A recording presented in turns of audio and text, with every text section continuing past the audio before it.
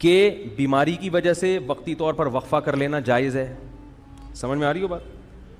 اسی طرح عورت کے لیے بچہ سنبھالنا، ایک جڑواں پیدا ہو گیا، بگلے بھی جڑواں ہوں گے وہ، اور اتنی آمدن نہیں ہے کہ وہ دائی رکھیں گھر میں یا ڈے کیئر میں جمع کرائیں ان بچوں کو، خود ہی پالنا پڑتا ہے، اور گھر میں اور بہت سارے کام بھی ہیں. تو اس نیت سے اگر کوئی کرنا چاہے وقفہ تو اللہ کی طرف سے پابندی، بولو بھائی، نہیں ہے. سمجھ میں آ رہی ہے بات؟ تو پابندی نہیں ہے. کوئی ایسا وقتی عارضی طریقہ اختیار کر کے وقفہ کیا جا سکتا ہے، اگرچہ پسندیدہ نہیں ہے شریعت کی نظر میں. اسلام میں ترغیب یہی ہے کہ نہیں کرو وقفہ، لیکن اگر کوئی کرتا ہے تو جائز ہے. لیکن یاد رکھو اس نیت سے وقفہ کرنا کہ میں اسکول کی فیسیں کہاں سے بھروں گا. تمام علماء، چاہے دیوبندی ہوں، بریلوی ہوں، اہل حدیث ہوں، چاہے وہ عرب ہوں، چاہے وہ عجم ہوں، اس پہ پوری دنیا کے علماء کا ایک اجلاس ہوا تھا، دلائل سے بحث ہوئی تھی. سب کا متفقہ فتویٰ ہے کہ اس نیت سے کہ میری جیب پہ بوجھ نہ پڑ جائے، اس نیت سے وقفہ کرنا حرام ہے، گناہ کبیرہ ہے، اللہ پہ الزام ہے، اللہ کے عذاب کو دعوت دینے والی بات ہے. اللہ کو غضب آئے گا. جس خدا نے تجھے پلا کے اتنا بڑا کر دیا، تو یہ سمجھتا ہے کہ تیرے باپ کی کیلکولیشن کی وجہ سے تو پلا ہے.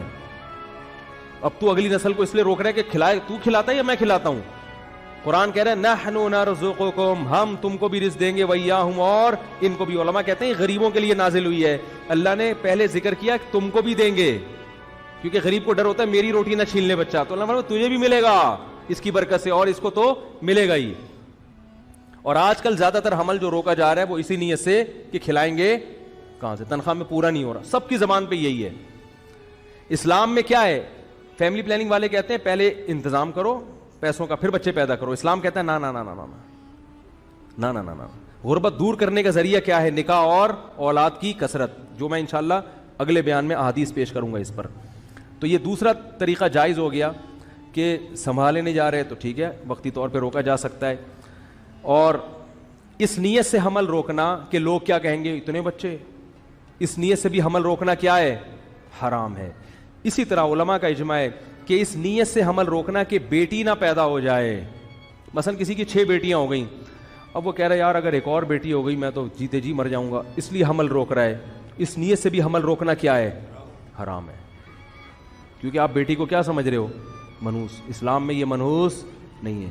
بیٹی کے خوف سے اگر حمل روک رہے ہو حرام. اور بہت سے لوگ اس لیے روک رہے ہیں کہ یار ایک بیٹا مل گیا، اب ہمیں ایسا نہ ہو بیٹی پیدا ہو جائے تو اللہ کا عذاب آئے گا. بھائی اس دنیا میں اللہ برکت چھین لیتا ہے.